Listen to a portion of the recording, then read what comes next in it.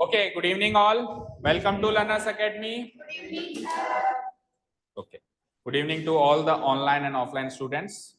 And today we are here to solve exercise number 1.1. कोई कहेगा इतने दिन होगा अभी पहली एक्सरसाइज ही चल रही है? नहीं, ऐसा नहीं है. हमने 1.3 पहले कर दी, एक रीजन, एक पर्पस के तहत, क्योंकि हमने जो चीज सीखी थी वो 1.3 से डायरेक्ट कनेक्ट हो रही थी और इंपॉर्टेंट ज्यादा 1.3 ही है देखा जाए तो. हमने एक तरीके से इंपॉर्टेंट एक्सरसाइज पहले कर ली.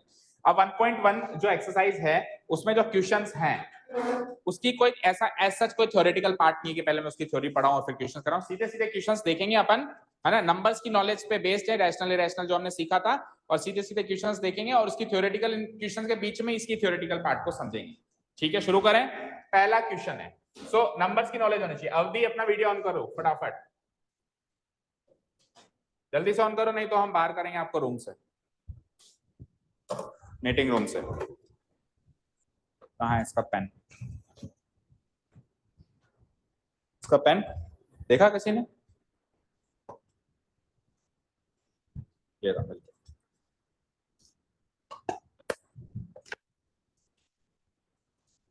Okay, so let's read the first question.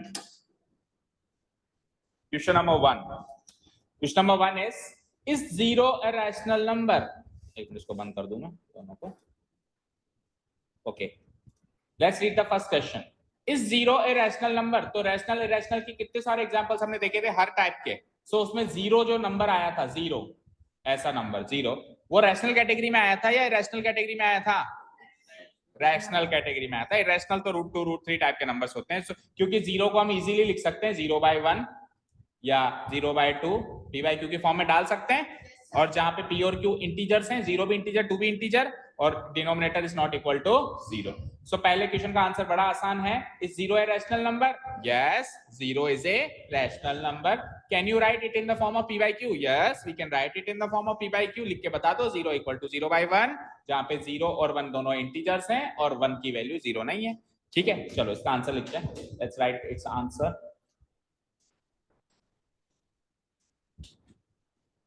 इसमें बड़ी आसानी से लिख दो, उसको शॉर्ट में 4 लाइनों में खत्म करो. कैसे लिखेंगे? Yes, zero is a rational number. पहले क्वेश्चन का answer complete. Yes, zero is a rational number, full stop. Now can you write it in the form of p/q? Yes, we can write it in the form of p/q. Yes, we can write it in the form p/q. अच्छा, किसी को कभी लगे कि हम थोड़ा fast चल रहे हैं तो आप बता सकते हो ना. कई बार बच्चे सामने नहीं बताते, घर में मम्मी हो तो बहुत तेज पढ़ाते हैं, फिर मम्मी का फोन आता है, फिर थोड़ा धीरे पढ़ाओ. It in the form p/q. क्या कर रहे हो अवधि?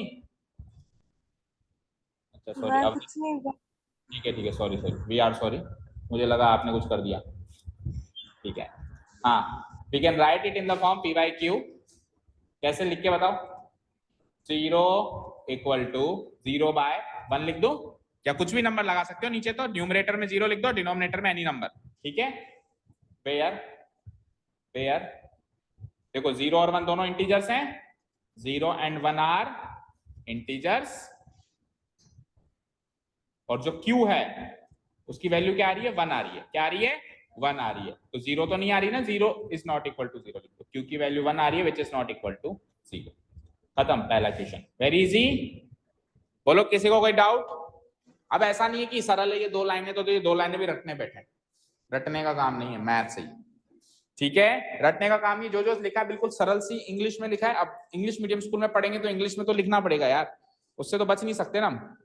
ठीक है ना, बिल्कुल सरल सी भाषा लिखिए. 0 is a rational number, we can write it in the form of p/q. लिख के बता दो. 0 इक्वल टू 0/1 लिख दो, या 0/2 लिख दो, या 0/3 लिख दो. यहाँ पे 0 और 1 दोनों के दोनों इंटीजर्स हैं, और जो q है उसकी वैल्यू 1 ली है मैंने, जो कि 0 नहीं होती. 1 की वैल्यू 0 नहीं होती.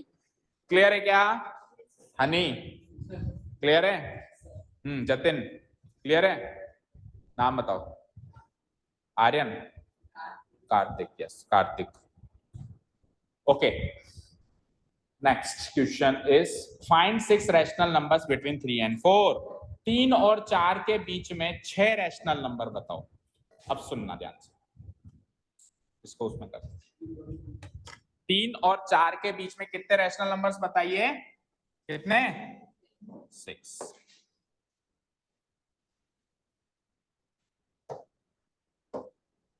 सो लेट्स से ये है 3, ये है 4। 3 खुद भी एक रैशनल नंबर है, 3 को मैं 3/1 लिख सकता हूं, 4 को मैं 4/1 लिख सकता हूं। इसके बीच के नंबर्स बताने कितने? 6, और 6 के 6 कैसे होने चाहिए? रैशनल। तो वैसे तो आप बहुत आसानी से बता सकते हो। कैसे? इसके बीच में बहुत सारे रैशनल नंबर्स हैं, इनफाइनाइट रैशनल नंबर्स हैं, जैसे कि 3.1, 3.2, ये सारे के सारे रैशनल हैं। इनको p by q में कन्वर्ट किया जा सकता है। लाइक 3.1 को लिख सकते हैं 31/10, 3.2 को लिख सकते हैं 32/10, p by q, p और q दोनों इंटीजर्स कर सकते हैं। 3.3, 3.4, 3.5, 3.6, ये लो 6 नंबर लिख दिए मैंने। और भी बहुत सारे हैं, जैसे मैं लिख दूं 3.25, 3.7612, मेरी मर्जी, बहुत सारे लिखे जाओ। 3.999, ये भी एक रैशनल नंबर है 3 और 4 के बीच में, है ना। 3.0023, ये सब 3 और 4 के बीच का रैशनल नंबर है या नहीं है? p by q की फॉर्म में डाल सकते हैं। अब आंसर्स ऐसे तो बहुत सारे हैं, बट आपकी बुक में जब ये क्वेश्चन मतलब एग्जाम्पल दिया हुआ है इसका, तो उन्होंने एक सिस्टमेटिक तरीके से इसको सॉल्व किया हुआ है, एक सिस्टम बनाया हुआ है, तो उस सिस्टम से हमको भी फॉलो करना है। हालांकि कैजुअली बात करें तो ये सब आंसर्स माने जा सकते हैं 3 और 4 के, मतलब अगर ओरल एग्जाम लूं, कोई आपसे ऐसे अचानक कहे कि 3 और 4 के बीच के नंबर्स बता रैशनल, तो आप ये बता सकते हो, आपके गलत नहीं। बट जब कई सारे क्वेश्चंस होते हैं जो ओरल में अलग आंसर्स देने होते हैं, रिटन में अलग, रिटन में एक सिस्टम से बना हमको उसको आंसर्स देना होता है। सो वो सिस्टम फॉलो करेंगे हम 3 और 4 के बीच के 6 रैशनल नंबर बताने के लिए। शुरू करें? चलो, तो इसको एक बार के लिए तो मैं डिलीट कर रहा हूं, या नेक्स्ट पेज पे देख लो। लिखें, start writing. Here we are required to find 6 rational numbers between 3 and 4. Here we are required to find 6 rational numbers between 3 and 4. ये तो हमने क्वेश्चन के बारे में जानकारी दे दी। Between 3 and 4.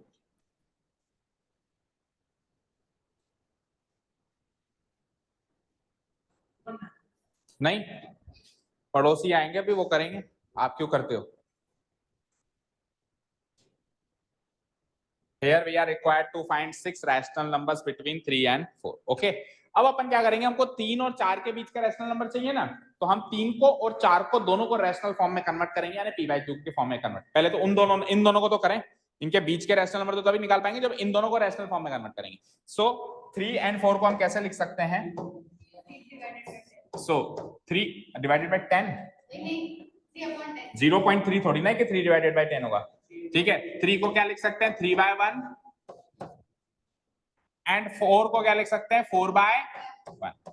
सॉरी, 4 को क्या लिख सकते हैं? 4/1 लिख सकते हैं। लिखो,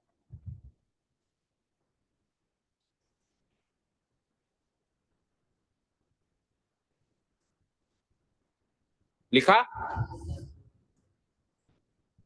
यही तो है, पहले का तो लिखना ही नहीं है। कहां होश रहता है हार्दिक आपका? अच्छा, फर्स्ट भी नहीं किया अभी तक, कर क्या रहे हो फिर?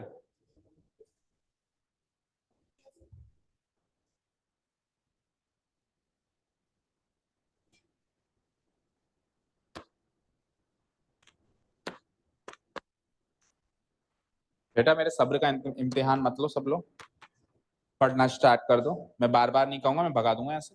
ये सब कुछ रिकॉर्ड हो रहा है, जानबूझ के करता हूँ मैं, क्योंकि आप लोग भी बड़े चालाक हो। यहाँ पे कुछ और बात करते हो, पेरेंट्स के सामने मुकर जाते हो।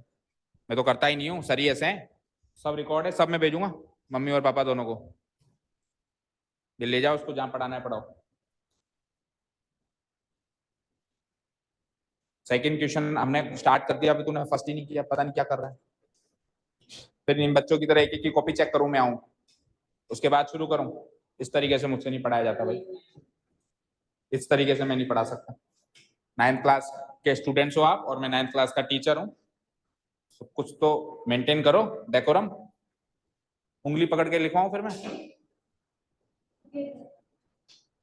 हाँ जी, चलो देखो, 3 = 3/1, एंड 4 इक्वल टू 4/1। अब सुनना ध्यान से, p बाई क्यू की फॉर्म में कन्वर्ट करेंगे। कर लिया, अगला काम हम डिनोमिनेटर्स चेक करेंगे, सेम है क्या 1 1।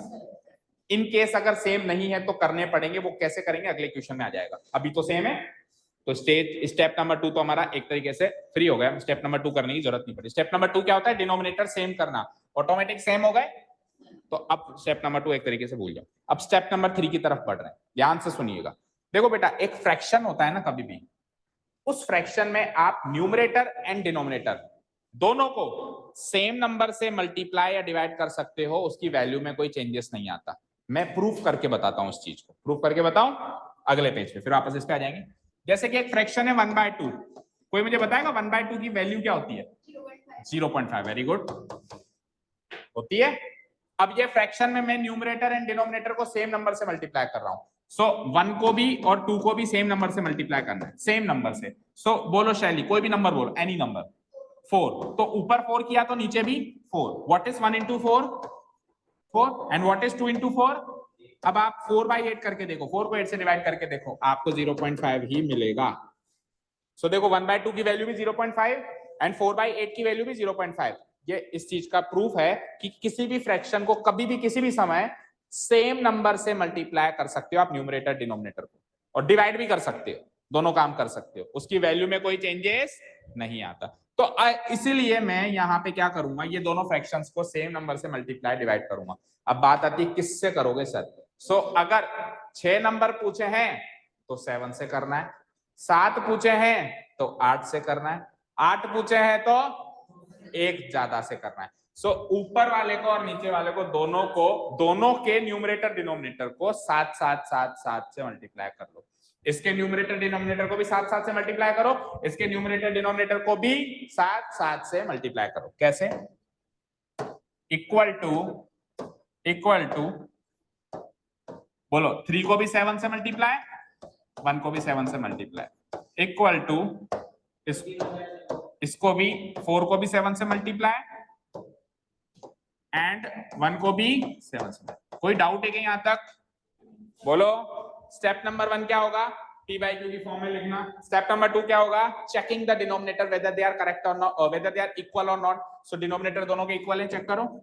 है नहीं है तो करना पड़ेगा, वो अगले क्वेश्चन में बताएं कैसे करेंगे, क्योंकि इसके तो ऑलरेडी इक्वल आ गए तो मैं कैसे करके बताऊं, जिसके अनइक्वल आएंगे फिर मैं करके बताऊंगा। ओके ठीक है, यहां तक कोई डाउट नहीं है। स्टेप नंबर 3, जितने नंबर्स पूछे हैं उससे एक ज्यादा से मल्टीप्लाई कराना है numerator and denominator of both the numbers, 3/1 and 4/1। So tell me 3 into 7 is 7 into 1 is 4 into 7 is and 7 into 1 is। आप अभी इस पोजीशन पे भी चेक कर सकते हो, 21/7 को सॉल्व करके 3 आता है। Yes, sir. 3 7 21 एंड 28/7 को सॉल्व करके भी 4 ही आता है। यानी ये 3 की वैल्यू है, 3/1 भी 3 की वैल्यू है, 21/7 भी 3 की वैल्यू है। 3 की वैल्यू को अलग अलग अलग अलग फॉर्म में लिख रहे हैं हम। सिमिलरली 4 की वैल्यू को भी अलग अलग अलग अलग फॉर्म में लिख रहे हैं। डन यहां तक क्लियर? कोई डाउट नहीं है। अब आपको कितने नंबर्स लिखने हैं? 6। देखो कितनी स्मूथली लिखूंगा मैं अब। यस 21/7 28/7 दो नंबर, पहले 3 और 4 थे। 3 को तो लिख दिया 21/7, 4 को लिख दिया 28/7। सो 21 और 28 के बीच में 6 नंबर सोच सकते हो, 22 23 24 25 26 27, एग्जैक्ट 6 मिलेंगे। 22 23 24 25 26 27। सो पहला नंबर 22/7 सब में लगेगा, 23/7 24/7। सर आपने जो पहले नंबर बताए थे वो भी तो इनके बीच के ही थे। सर वो भी बीच के ही थे, लेकिन वो अल्टप्पे थे, इधर से ले लिया इधर से ले लिया। अभी जो नंबर आए वो बराबर बराबर गैप में आए, समझे? 21/7 से 22/7 उतना ही दूर है जितना 22/7 से 23/7 दूर है, उतना ही दूर है। तो अभी जो 6 नंबर्स रैशनल नंबर्स मिले हैं 3 और 4 के बीच में, वो इक्वल गैप्स में मिले हैं, और उन्होंने एक्सरसाइज में ऐसे ही सॉल्व करवाया, तो हमको एग्जाम में ऐसे ही करना है। हालांकि ये भी इसी के बीच के हैं, लेकिन ये कोई बराबर गैप में नहीं है, तो कहीं से भी कुछ भी उठा लिया। समझ गए क्या? सारी बात समझ गए? चलो लास्ट कंक्लूडिंग स्टेटमेंट आ रहा है हमारा। नाउ 6 रैशनल नंबर्स बिटवीन, 6 पूछे है ना, 6 rational numbers between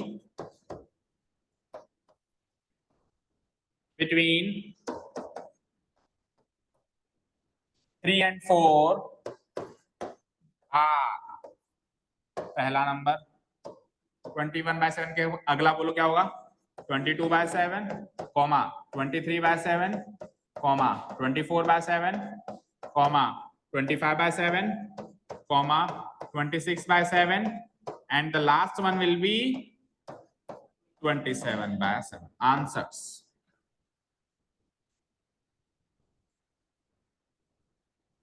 इन सब की वैल्यू निकालोगे ना तो वही निकलेगी 3.1 3.2 3.3 के आसपास की निकलेगी और बराबर बराबर गैप में निकलेगी और सारे सबकी वैल्यू 3 और 4 के बीच में ही निकलेगी और सारे के सारे रैशनल भी हैं के फॉर्म में है तो जैसा जैसा उसने कहा वो कर दिया हमने this is the final answer. अच्छा ये तो पता है ना कि जैसे 6 चीजें लिखनी है तो सबके बीच में कॉमा कॉमा कॉमा कॉमा आएगा आखिरी में एंड आएगा ये तो लिखने के रूल्स हैं सबके बीच में क्या आएगा कॉमा कॉमा कॉमा कॉमा और लास्ट में क्या आ जाएगा एंड।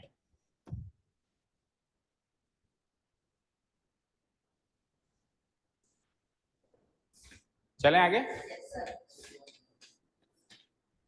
नेक्स्ट क्वेश्चन पे चलें। अब अगले 2-3 क्वेश्चन इसी पैटर्न पे वही 6 नंबर 7 नंबर निकालने बीच के और आज ये एक्सरसाइज पूरी करेंगे इतना ही करेंगे। फाइंड 5 मैं दे दूंगा ना एक कमी है क्या हमारे पास find 5 rational numbers between 3/5 and 4 ये तो उससे भी सरल है।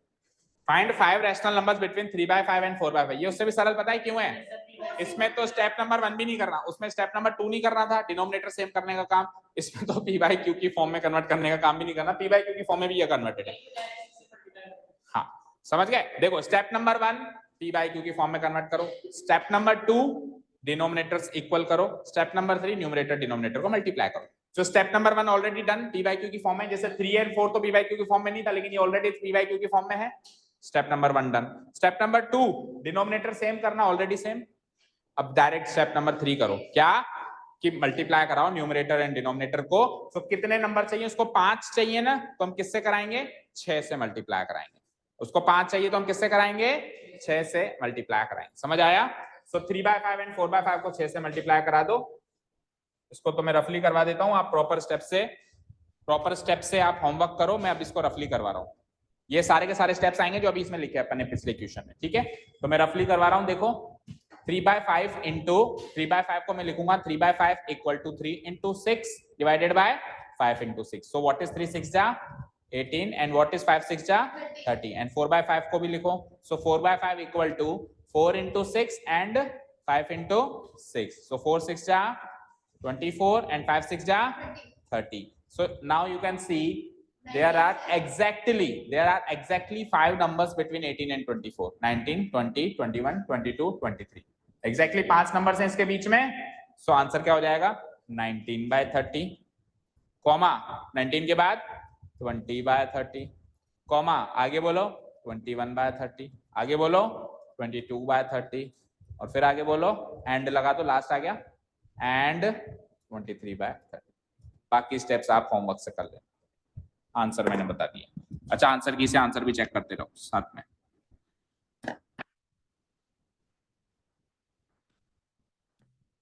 कोई डाउट हो तो बताएं।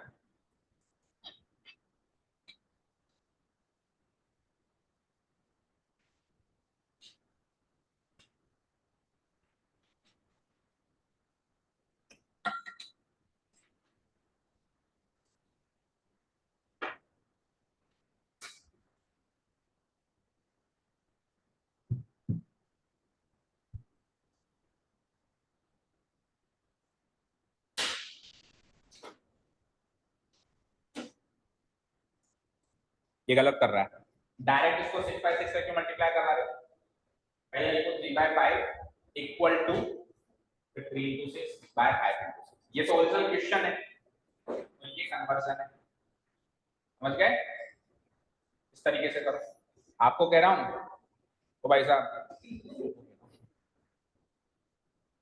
आप डायरेक्ट 3/5 को into 6/6 नहीं करेंगे पहले 3/5 क्वेश्चन को लिखेंगे तो बराबर का साइन लगाएंगे और फिर लिखेंगे 3 into 6 है तो इक्वल टू का साइन लगाया इधर into 6/6 ठीक है डन हाँ और into 6/6 ऐसे मत करो देखो बहुत सारी बातें होती हैं देखो हम अगर ऐसे करते हैं 3/5 into 6/6 वो भी मतलब तो वही है और हम ऐसे करते हैं 3 into 6 by 5 into 6, तो भी मतलब तो वही है। लेकिन इसको जब हम ऐसे लिखते हैं ना ऐसे, तो उसका मतलब होता है हमने न्यूमरेटर डिनोमिनेटर को 6 से मल्टीप्लाई किया है। और जब अपन ऐसे लिखते हैं ना ऐसे, तो उसका मतलब होता है 3/5 को किसी 6/6 नामक फ्रैक्शन से मल्टीप्लाई किया है। तो हमने फ्रैक्शन को फ्रैक्शन से मल्टीप्लाई नहीं किया है, हमने तो न्यूमरेटर एंड डिनोमिनेटर को सेम नंबर से मल्टीप्लाई किया। इस फॉर्म में लिखो, वैसे मत लिखो ऊपर वाली फॉर्म, क्योंकि वैसे लिखेंगे तो पता है क्या कर देंगे हम, 6 से 6 काटा वापस 3/5। ठीक है ना, क्लियर है? ओके चलें नेक्स्ट क्वेश्चन पे। अब इस फॉर्म के सारे हो गए, तो एक क्वेश्चन पहले मैं दे देता हूं, उसके बाद फिर चलते हैं ट्रू फॉल्स पे। ठीक है, रेडी? रेडी? ओके। सो आपको लिखने हैं 10 रैशनल नंबर्स, दे तो रहा हूं तो लड़ क्यों रहा है, between, so write 10 rational numbers between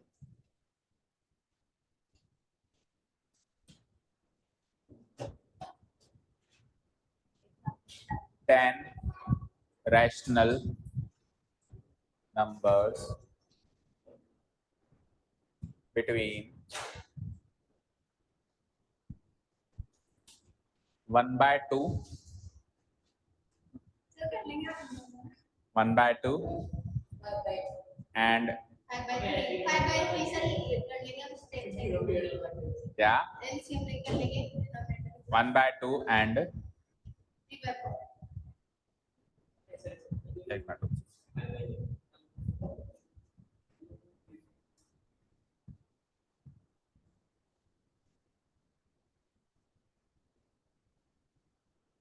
2/3। Try करो, नहीं होता है कोई बात नहीं, एटलीस्ट ट्राई करो। 10 रैशनल नंबर्स बिटवीन 1/2 and 2/3।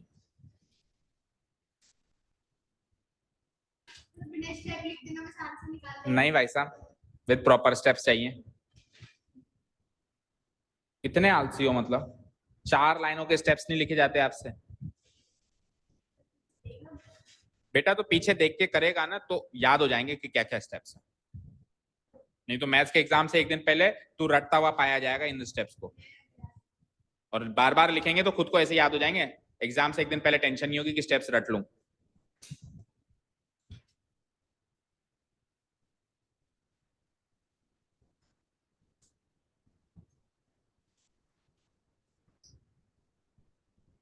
बेटा आपको फैन की जरूरत है तो फैन चला लो।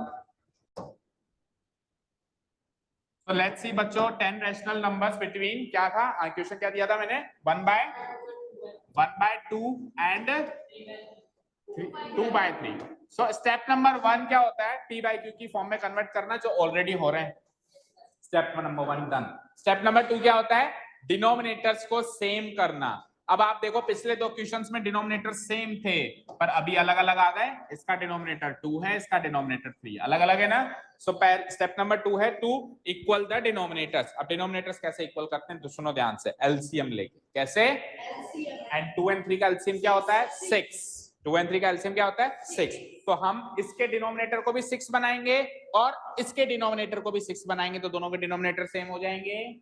क्या कहा मैंने, हम इसके डिनोमिनेटर को भी 6 बनाएंगे, 2 को 6 बनाएंगे और 3 को भी 6 बनाएंगे, दोनों के डिनोमिनेटर्स को हम क्या बनाएंगे, 6 बनाएंगे। देखो कैसे, पहला नंबर है 1/2, सो 1/2 में 2 को 6 बनाने के लिए क्या करना पड़ेगा, क्या करना पड़ेगा, 3 से इनटू। तो अगर आप 2 को 3 से मल्टीप्लाई करोगे तो न्यूमरेटर कहेगा मैंने क्या गलती करी है, मैंने क्या बिगाड़ा है, मुझे भी करो। क्योंकि अगर नीचे वाले को किया है तो ऊपर वाले को भी करना पड़ेगा, और ऊपर वाले को किया है तो नीचे वाले को क्यों किया, 6 बनाने के लिए। 6 ही क्यों बना रहे हो, क्योंकि 2 और 3 का एलसीएम 6 है। तो इसको भी किससे मल्टीप्लाई करना पड़ेगा, 3 से। So it will come out to be 3/6। चलो 2/3 वाला जो फ्रैक्शन है उसमें भी हम डिनोमिनेटर को 6 बनाएंगे, इसमें भी हम 3 को क्या बनाएंगे, 6। सो 3 को 6 बनाने के लिए क्या करना पड़ेगा, 3 को 6 से मल्टीप्लाई करने, 3 को 6 बनाने के लिए क्या करना पड़ेगा, 2 से मल्टीप्लाई। सो मैं क्या करूंगा, इसके 3 को उठाऊंगा और 2 से मल्टीप्लाई कर दूंगा, और जैसे ही मैं इसको 2 से मल्टीप्लाई करूंगा तो न्यूमरेटर फिर रोने लग जाएगा, कहेगा मुझे भी कर, है ना। So 2 into 2, so it will come out to be 4/6। बताओ यहां तक कोई डाउट किसी को। स्टेप नंबर 2 कवर, क्या डिनोमिनेटर्स दोनों के बराबर हो गए। देखो इसका डिनोमिनेटर भी 6 इसका डिनोमिनेटर भी 6। Step number 2 cover. अब पिछले दो क्वेश्चंस में ये स्टेप 2 जो था वो ऑलरेडी हो रहा था, डिनोमिनेटर इक्वली मिल रहा था, अभी हमको करना पड़ा। यहां तक किसी को कोई डाउट? बोला आदेश? नहीं, कोई डाउट नहीं है या समझ नहीं आया? इसका मतलब क्या होता है? इसका मतलब ऐसे भी होता है कि समझ नहीं आया, इसका मतलब भी होता है कि डाउट नहीं है। सो क्या समझ नहीं आया कि डाउट नहीं है? समझ आ गया, ठीक है। अब स्टेप नंबर 3 मल्टीप्लाई करना है। अगर 10 रैशनल नंबर पूछ, ओके चलो। So step number 2 cover. Step number 3 is आपको मल्टीप्लाई कराना है जितने नंबर चाहिए उससे एक ज्यादा से। 10 चाहिए तो 11 से, 11 चाहिए तो 12 से, 5 चाहिए तो 6 से, 5000 चाहिए तो 5001 से। एग्जाम्पल है ना, 5000 तो क्यों मांगेगा वो, है ना?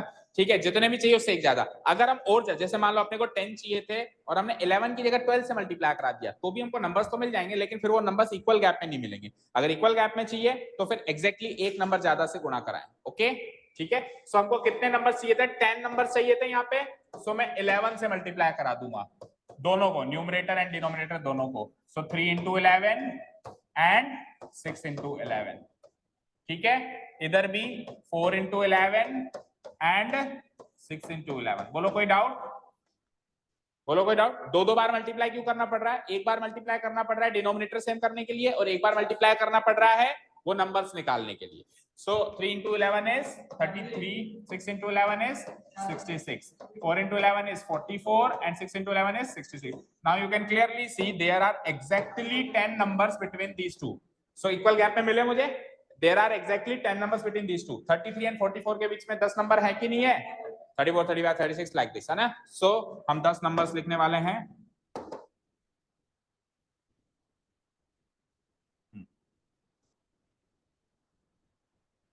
So 10 numbers. So 10 rational numbers between 10 rational numbers between क्या क्या नंबर्स थे? ओरिजिनल नंबर्स क्या थे? 1/2 एंड 2/3 आर, बोलते जाओ। पहला क्या होगा? 33 के बाद क्या आता है? नेक्स्ट, नेक्स्ट, नेक्स्ट, उससे नेक्स्ट। कितना मजा आ रहा है काउंटिंग बोलने में, फिर भी कुछ बच्चे नहीं बोल रहे। नेक्स्ट 40 तो बोल पहले। हाँ नेक्स्ट, अब्दी को नींद आ रही है। 43 बाय एंड लगा दूं क्योंकि तो लास्ट है, एंड 43 बाय 10 हो गए क्या? 1 2 3 4 5 6 7 8 9 10 एग्जैक्टली 10 नंबर। समझ आ गया क्या? आप कैसा भी दे दे कर लोगे, डिनोमिनेटर अलग अलग वाले दे तो भी कर लोगे, rational number P by Q की फॉर्म में दे तो भी कर दोगे, नहीं दे तो भी कर दोगे। दोनों तीनों टाइप के क्वेश्चन हमने कर लिए। चलो let's see the last question of the exercise. True false बताना है, लेकिन प्रॉपर रीजनिंग के साथ, ऐसे नहीं टी एफ डी एफ बता के छोड़ दिया। पूरा प्रॉपर आंसर देंगे भाई ऐसा क्यों है, ट्रू क्यों है और फॉल्स क्यों है। ठीक है, चलो देखते हैं। State whether the following statements are true और फॉल्स। पहले तो आप स्टेट करो। स्टेट करने का मतलब होता है बताओ। स्टेट करने का मतलब क्या होता है? बताओ कि दिए हुए जो स्टेटमेंट्स हैं 3, ये ट्रू हैं या फॉल्स हैं, and then give reasons for your answers. पहला क्वेश्चन, हर नेचुरल नंबर होल नंबर होता है। ठीक है, हमने एक हायरार्की पढ़ी थी। हायरार्की मतलब क्या होता है? एक चार्ट पढ़ा था हमने, याद है आपको? एक बार फटाफट से रिकॉल करते हैं। दुनिया में रियल नंबर्स ही पढ़े हमने, जितने भी पढ़े। वैसे तो दूसरा टाइप के नंबर्स भी होते हैं, इमेजिनरी नंबर्स, लेकिन वो पढ़े ही नहीं, पढ़ने भी नहीं है इस साल। सो रियल नंबर जो होते हैं उनको दो टाइप्स में डिवाइड किया था हमने, रैशनल एंड शॉर्ट फॉर्म में देखें। एक होता है रैशनल, एक होता है irrational. Fine, rational and irrational. अब रैशनल की कैटेगरी के अंदर फिर एक कैटेगरी बनती है जिसको कहते हैं इंटीजर्स, जिसमें पॉजिटिव इंटीजर्स भी हो सकते हैं, नेगेटिव भी हो सकते हैं, और न्यूट्रल इंटीजर जीरो भी हो सकता है। ये क्या होते हैं? कंप्लीट नंबर्स होते हैं। रैशनल तो कंप्लीट इनकम्प्लीट दोनों आ गए, डेसिमल वाले भी आ गए, एंड नॉन डेसिमल जो पूरे 1 2 3 4 -1 -2 वो आ गए, और उसमें से कंप्लीट छांट के अलग कर दिए इंटीजर्स। अब इंटीजर्स पॉजिटिव भी हैं, नेगेटिव भी हैं, जीरो भी हैं। अगर नेगेटिव को हटा दें तो अगले बनते हैं होल नंबर्स, जिसको अपन कहते हैं नॉन नेगेटिव इंटीजर्स। फिर होल में से 0 को भी हटा दें, नहीं देगा, नहीं देगा, वापस ले, वापस ले। कोई भी इसको कॉपी दिया तो 10 बार करके आएगा अपना होमवर्क, और ये अभी बैठ के करके जाएगा। कौन कौन था? एक हार्दिक, एक ये और एक अभी बैठ के करके जाओगे। एक इस कमरे में बैठेगा, इस कमरे में, एक ऑफिस में। अब मैं बाहर से ताला लगा के जाऊंगा और अकेले में करना है, यही पनिशमेंट है। Whole numbers, so whole numbers में से 0 भी हटा दिया तो क्या बचेगा? Natural numbers. ठीक है, अब सुनो, नीचे से ऊपर वाला स्टेटमेंट करेक्ट होगा, ऊपर से नीचे वाला स्टेटमेंट रॉन्ग होगा। लाइक हर नेचुरल नंबर होल नंबर है, पर हर होल नंबर नेचुरल नंबर नहीं है। नीचे से ऊपर वाला स्टेटमेंट करेक्ट होगा, यानी छोटी कैटेगरी से बड़ी कैटेगरी पे जाओगे तो वो करेक्ट होगा, बड़ी कैटेगरी से छोटी कैटेगरी पे आओगे तो रॉन्ग होगा। तो क्या क्या स्टेटमेंट ट्रू हो गए? हर नेचुरल नंबर होल नंबर है, हर होल नंबर इंटीजर है, हर इंटीजर रैशनल है, हर रैशनल रियल है। ये सारे स्टेटमेंट हो गए ट्रू। अच्छा, आप डायरेक्ट ही कह सकता है हर नेचुरल इंटीजर है, एक स्टेप स्किप करके भी कर सकता है कि हर नेचुरल इंटीजर है वो भी करेक्ट है, या हर नेचुरल रैशनल है वो भी करेक्ट है, या हर होल रैशनल है वो भी करेक्ट है, या हर होल रियल है वो भी करेक्ट है। स्टेप्स स्किप करके भी कह सकते हैं। कुल मिलाकर नीचे से ऊपर हायरार्की चलेगी वो करेक्ट है, और ऊपर से नीचे हायरार्की चलेगी वो इनकरेक्ट है। अब चलें क्वेश्चंस देखें, तो गलत है रैशनल, ठीक है अभी। हाँ, so every natural number is a whole number, तो हर एक नेचुरल नंबर होल नंबर है। देखो नीचे से ऊपर जा रहा है, हर नेचुरल नंबर होल नंबर है, तो ट्रू हो गया पहला स्टेटमेंट। ठीक है, रीजन क्या लिखोगे? तो फिर फॉल्स हो जाता। ठीक है, तो फिर क्या हो जाता? फॉल्स। अब सुनो, ट्रू स्टेटमेंट का रीजन देने की जरूरत नहीं होती, ट्रू तो ट्रू होता है, पर फॉल्स स्टेटमेंट का रीजन देने की जरूरत होती है कि तू गलत क्यों है। समझ गए? तो ये तो ट्रू है ना, तो इसका रीजन देने की जरूरत नहीं है। We will just put a true word, we will just put a true word besides the statement like this, true. ठीक है, जो सच है वो तो सच है, सच को साबित करने की जरूरत नहीं होती, कहते हैं ना सच तो सच है। ठीक है, कुछ तो है यार इसमें, कुछ तो है। तू कैसे खींचा चला जाता है यहाँ? हाँ, अपने आप है क्या ये? तू रात को सोता है तो इस कोने पे सोता है, उधर से उठता है? हाँ, ऐसा तो नहीं है इस रूम में सोता है अगले रूम से निकलता है। हाँ, कितनी बार कहूं कि उधर बैठ। भैया क्या है कि तेरे अंदर कुछ है क्या? कोई जादू तो ना, काला जादू तो नहीं कर दिया उसमें तूने? ओके, चलो देखो, every integer is a whole number. Let's see, अब इंटीजर से होल पे आओ। सो इंटीजर से होल पे आया मैं, सो इंटीजर तो था यहाँ, होल उसके नीचे है, तो गलत हो गया, तो फॉल्स। अब फॉल्स स्टेटमेंट का रीजन भी देना पड़ेगा। फॉल्स स्टेटमेंट का every integer is a whole number तो फॉल्स हो जाएगा ना, ऊपर से नीचे नहीं आ सकते, नीचे से ऊपर जा सकते हैं। सो इसका स्टेटमेंट देना पड़ेगा हमको। The statement is false. कैसे लिखेंगे हम इसका answer? The statement is false, the statement is false because, reason देना पड़ेगा। इसने कहा था हर एक इंटीजर होल नंबर है, तो आप कोई भी एक ऐसा इंटीजर सोच लो जो होल नंबर नहीं है, वही आंसर है, वही रीजन हो गया। सो हर एक इंटीजर होल नंबर नहीं है ना, कोई भी एक ऐसा इंटीजर बताओ जो होल नंबर नहीं है। नेगेटिव सारे होल नंबर नहीं है, होल नंबर तो शुरू ही 0 से होते हैं। बिकॉज कोई भी एक नेगेटिव इंटीजर बोलो, इंटीजर है वो -1, because -1 is an integer but it is not a whole number, but it is not a whole number। ये रीजन हो गया इसका, समझ आया ना बच्चों?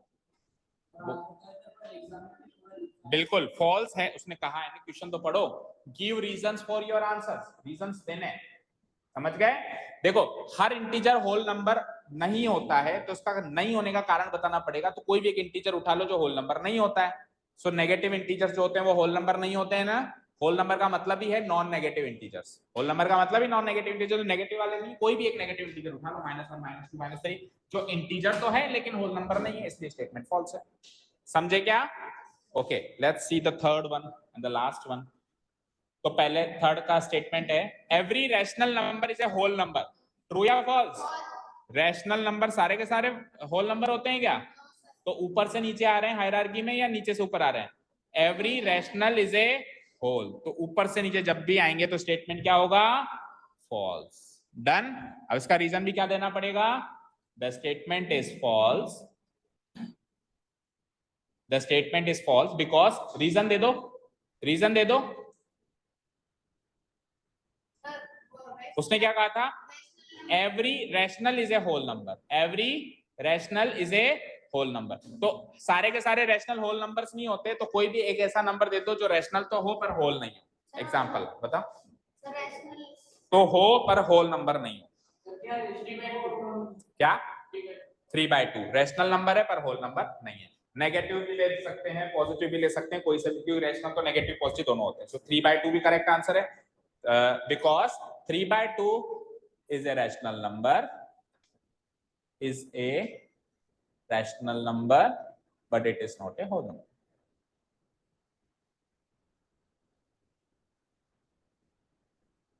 ठीक है, आप बताओ जतिन कोई और एग्जांपल जो रैशनल तो है पर होल नहीं है।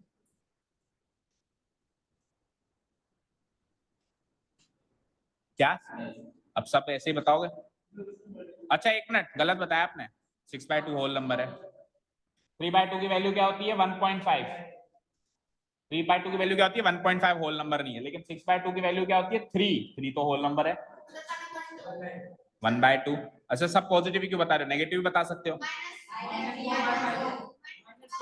और नेगेटिव में तो इंटीजर भी ले सकते हो। नेगेटिव तो आपको जरूरी नहीं है फ्रैक्शन ही लो, नेगेटिव तो इंटीजर्स भी ले सकते हो, -4 कंप्लीट वाले भी ले सकते हो, वो सारे होल नंबर थोड़ी ना। ठीक है, इवन आप ये भी ले सकते हो, ये नहीं, √2 √3 नहीं ले सकते, वो तो इरेशनल है। ठीक है, कुल मिला के 3/2 is a rational number but it is not. ऐसे आप बहुत सारे एग्जांपल्स ले सकते हो। इवन डेसिमल भी लिख सकते हैं हम यहाँ पे, जैसे कि 1.5, 3.2, कुछ भी।